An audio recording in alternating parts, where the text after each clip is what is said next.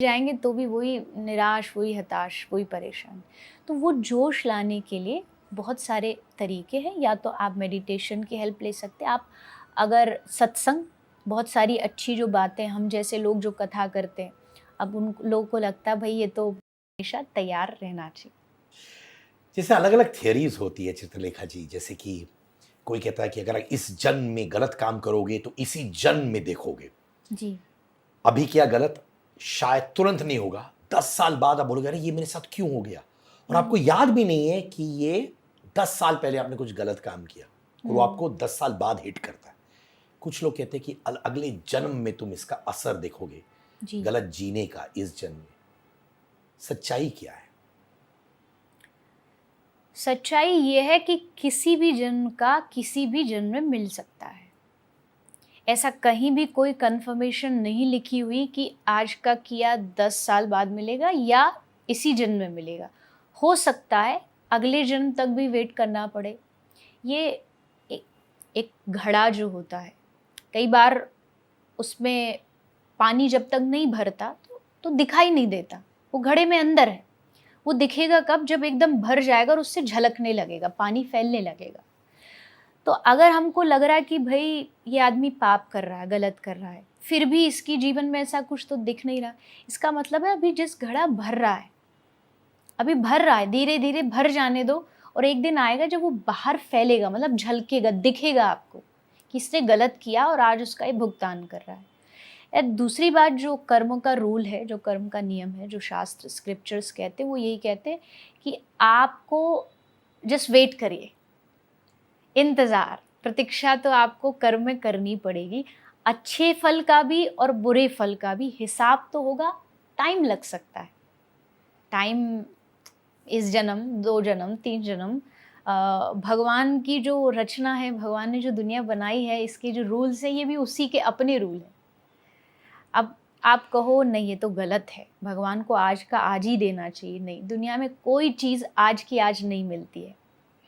आप अगर गेहूँ बोते हो तो उसके लिए 6 महीने वेट करना पड़ता है। आप एग्ज़ाम देते हो तो उसके लिए रिज़ल्ट का वेट करना पड़ता है। तुरंत कोई चीज़ नहीं मिलती है। तो फिर कर्म का फल तुरंत कैसे मिल जाएगा? उसके लिए भी आपको थोड़ा-सा पेशेंसली वेट करना पड़ेगा। किसी ने गलत किया है, देख रहे हो आप, और फिर आप चाह रहे हो अब कब मिलेगा इसको? अब देखता हूँ, अब इसको कब फल मिलेगा? उसको भगवान पे छोड़ दो। उन्होंने डिसाइड कर रखा है किस दिन, कौन से दिन, कहाँ, कौन-सी घटना पे इसको फल मिलना है, और वो छोड़ेंगे नहीं, कभी नहीं छोड़ेंगे। आपको दिखाई नहीं देगा, कहते हैं ना कि ऊपर वाले की जब लाठी पड़ती है ना, तो दिखती नहीं है पर होती बहुत ज़ोरदार है। तो वो लाठी तो पड़ेगी ही गलत कर्म करने। हाँ, जिसने सही किया उसको डरने की ज़रूरत नहीं। किसी भी कर्म से डरने की ज़रूरत नहीं। मैं तो कहती हूँ किसी ग्रह से डरने की ज़रूरत नहीं। जो मंगल, शनि, ये उन्हीं का बिगाड़ते हैं जिनके कर्म गलत होते हैं। शनि क्या है? शनि कर्म का फल है, और नाम वो शनि का है कि शनि टेढ़ा है, राहु टेढ़ा है, ये साढ़े साती है, और बहुत सारे टर्म्स होते हैं, मुझे तो इतना नॉलेज नहीं है। बट लोग बोलते हैं कि मेरा ये खराब, मैं कहती हूँ ये कुछ भी नहीं होता। ये असल में कर्मों का, एक्शंस का जो फल है, वही कहीं न कहीं किसी रूप में घूम के आता है। मैं कुछ सवाल आपको मेरे दोस्तों का भी पूछूँगा हाँ जी। बीच-बीच में। जैसे एक मित्र है मेरा जो इंडियन फ़िल्म इंडस्ट्री में काम करता है जी। और मैं बहुत सारे एक्टर्स को इंटरव्यू करता हूँ, स्पेशली मैं मेंटल हेल्थ के बारे में बहुत बात करता हूँ। वो अपनी हुँ, कहानियाँ हमें सुनाते हैं, कुछ लोग यहीं पर इमोशनल हो जाते हैं, रोते हुँ, हैं दिल से, और मैं भी बड़ा इमोशनल किस्म का आदमी हूँ, तो मेरी भी आँखों में आँसू आ जाते हैं। जजमेंट्स हम लोग बहुत फेस करते हैं। मैं ये नहीं कह रहा हूँ कि ये सिर्फ इंडियन फ़िल्म इंडस्ट्री एक्टर्स के साथ होता है या डायरेक्टर्स, प्रोड्यूसर्स, सबके साथ होता है। आज के ज़माने में लोग जजमेंट्स बहुत फेस करते हैं और प्रेशर होता है सक्सीड करने का। पैसा हो, शोहरत हो, सब पाना चाहते हैं और लोग अंदर ही अंदर ब्रेक डाउन हो रहे हैं। मेरा एक दोस्त है जिसके पास एक फीलिंग है, जब सारी चीज़ें ठीक होती है ना चित्रलेखा जी, सब चीज़ ठीक है, काम भी अच्छा चल रहा है, पैसा भी आ रहा है, फैमिली लाइफ भी ठीक है, पर उसके अंदर एक एंग्जाइटी है। उसको लगता है अरे अब कुछ गलत होगा, अब कुछ गलत होगा, अब कुछ गलत होगा। और मैं उसको हमेशा कहता था कि यार सब तो ठीक है, तो क्या कुछ गलत होगा? तो वो बोलता था मेरी माँ ऐसी है और थी। बचपन में भी जब सारी चीजें ठीक है, मेरी माँ बोलती थी अरे यार ये तो too good to be true है, अरे यार परिवार के सारे लोग एक साथ हैं, मुझे घबराहट हो रही है।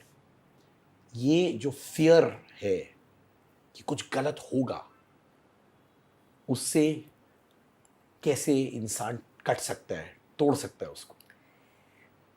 मुझे लगता है डर को काटने का एक ही सल्यूशन है, भरोसा, विश्वास। अब भरोसा किस पे करें? क्योंकि भरोसे लायक तो दुनिया में बहुत कम ही लोग बहुत बनते कम हैं। है जी चित्रलेखा क्योंकि जी। जिन पे भी भरोसा रखते हैं, एक दिन आता है, खत्म, टूटा। और भरोसा टूटने का मतलब है कि दुनिया की हर चीज़ जोड़ी जा सकती है, पर भरोसा एक बार टूट जाए तो वो दोबारा नहीं जुड़ता है। मेरी नज़र में मैंने जितना समझा है, सोचा है, पढ़ा है, जाना है, भरोसा उस पे रखो जो सचमुच भरोसा कभी नहीं टूटने देता, और वो भरोसा होना चाहिए भगवान पे। मान लीजिए फियर है, फियर ऑफ लूजिंग समथिंग है, कि मुझे पता है कि ये चीज़ जा रही है, ये चीज़ छूट जाएगी, तो मेरे पास एक ऐसा भरोसा होना चाहिए कि ये चीज़ छूट भी गई तो एटलीस्ट मेरे पास इससे ज़्यादा बड़ी चीज़ है। फॉर एन एग्ज़ाम्पल, कि मान लीजिए कोई एक महीने में 1000, 2000, 5000 रुपये कमाने वाला आदमी है, तो उसको 100 रुपये भी सोच सोच के खर्च करने पड़े, क्योंकि उसके पास फियर ऑफ लूजिंग है कि भाई मनी ख़त्म हो जाएगा, पैसा। बट जिसके पास हर महीने का, हर दिन का करोड़ों रुपया होगा, वो शायद 5000, 10,000 ऐसे भी खर्च कर देगा, उसको डर नहीं लगेगा खर्च करने, क्योंकि उसे पता है कि उसके पास ऑलरेडी इतना सेविंग्स है, उसके पास एक एक है, स्टोरेज है।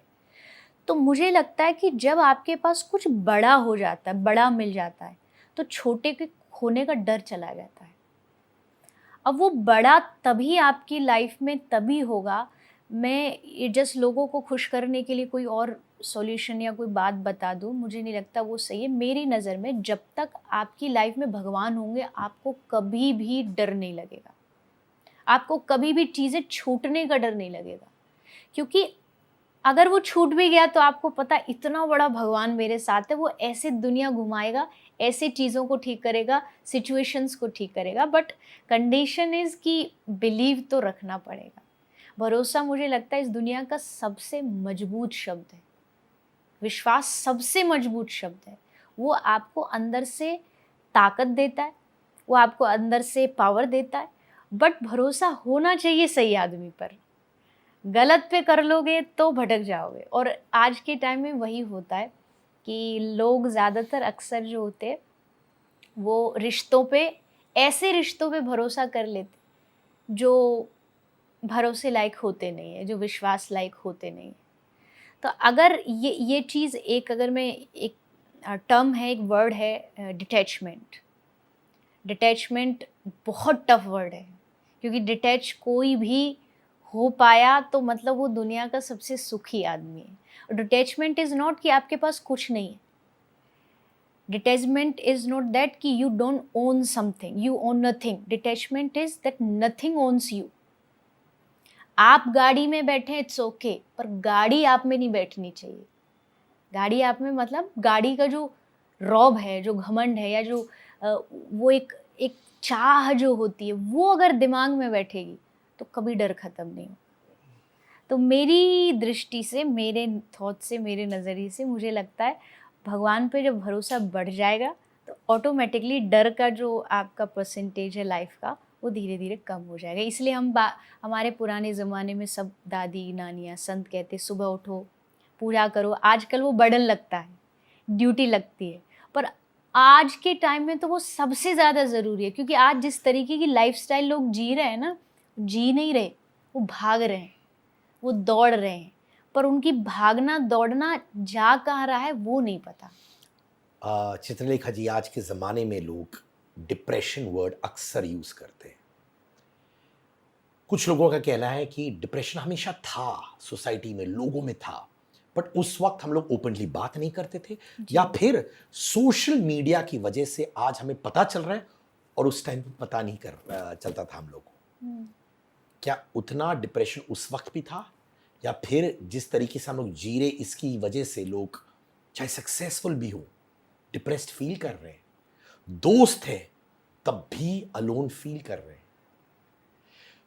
सारी चीजें बॉक्सेस में, खुशी के लिए ये है, ये है, ये है, ये है, तब भी ना खुश है।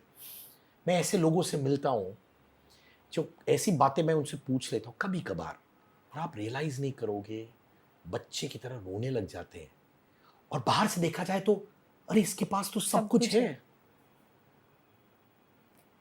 प्रॉब्लम इज लोगों को जिंदगी से शिकायतें बहुत है, जबकि जो जिंदगी वो जी रहे हैं वो पता नहीं कितने लोगों का सपना होता है। उनको पता भी नहीं कि कितने, एक सैंडविच ब्रेड, उसको पाने के लिए लोगों को, बच्चों को जो भीख मांग रहे हैं उनको स्टेशनों पे देखो ना, डब्बे से निकाल निकाल करके वो एक सैंडविच जो उनको कभी नहीं मिली उसको खा रहे हैं। और हम हर रोज़ वो खाते हुए, लेते हुए, उससे भी बढ़कर बहुत सारी चीज़ होते हुए भी उसकी कीमत नहीं समझ रहे। और मुझे लगता है ये डिप्रेशन का one of the main reason है कि आदमी के पास जो है उसकी कीमत नहीं समझ रहा है, उसमें संतुष्ट नहीं हो रहा है, उसकी संतुष्टि बहुत आगे कुछ और पाऊँ, कुछ और पाऊँ, उसके चक्कर में वो दौड़ रहा है, उसके चक्कर में भाग रहा है। तो सेटिस्फैक्शन तो मस्ट है। ये नहीं होगा तो फिर आप जैसा आप ही ने कहा, सारे हैं, सब कुछ जो जो लिस्ट में चाहिए होता है वो सब कुछ है, उसके बाद भी उनके पास शांति नहीं है, उसके बाद भी वो भीतर से खुश नहीं है।